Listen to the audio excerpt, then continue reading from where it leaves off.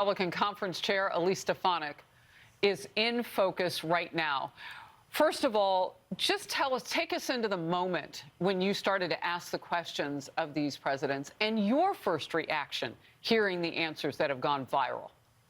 Well, Harris, I've been in a number of very high-profile congressional hearings over the years, and the pathetic moral depravity on display by the witnesses, the three university presidents from Harvard, MIT, and Penn, I've never witnessed anything like that. And I asked the question in such a way that it was an easy yes, that calling for the genocide of Jews, in fact, does violate their policies and code of conduct when it comes to bullying and harassment. And their answers were pathetic. I was so shaken, Harris, and what was probably the most tragic aspect of the hearing to me was there were a number of Jewish students from those schools in the audience, sitting behind them, and to watch just the fear as they're listening to the presidents of these universities fail to answer a basic question of moral clarity, it was abysmal. They don't deserve the dignity of resigning. They need to be fired. All right, we have a Jewish senior at UPenn with this earlier. Let's watch together.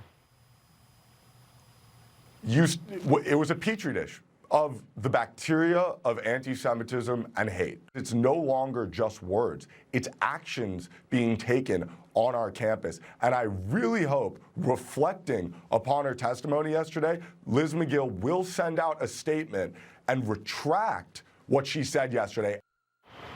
Outside of yesterday's hearing, Congresswoman, a group of students held anti-Israel events demanding that the universities hear their voices too. Watch this. Jewish students are not safe until Palestinian, Arab, Black, and Muslim students are also safe. That sounds like a threat. Jewish students are not safe until everybody else feels safe. So what happens to Jewish students in the meantime?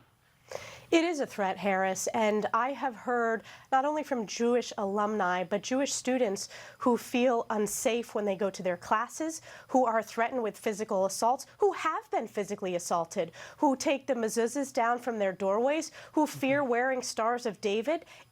It's absurd that this is happening in the 21st century on so-called elite college campuses. I'm a graduate of Harvard University, and this should never happen at Harvard or anywhere.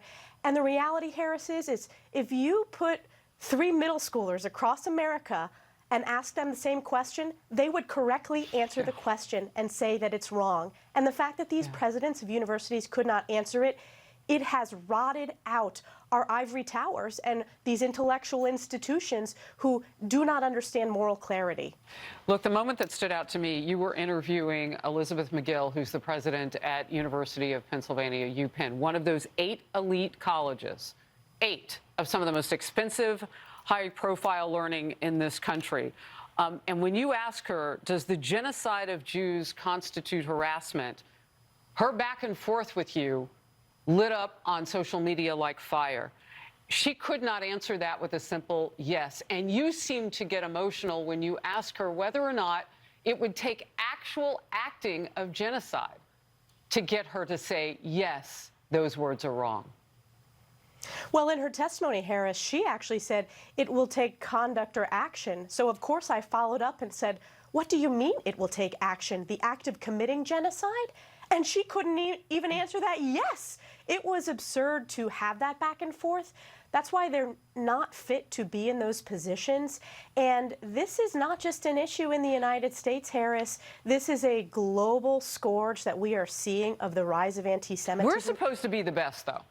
We are supposed to be the This best. nation is the best. So we may not be able to fix the world, but we're supposed to fix what's inside our own borders. So my question to you is, are those universities getting money from the federal government? Are they getting our tax dollars?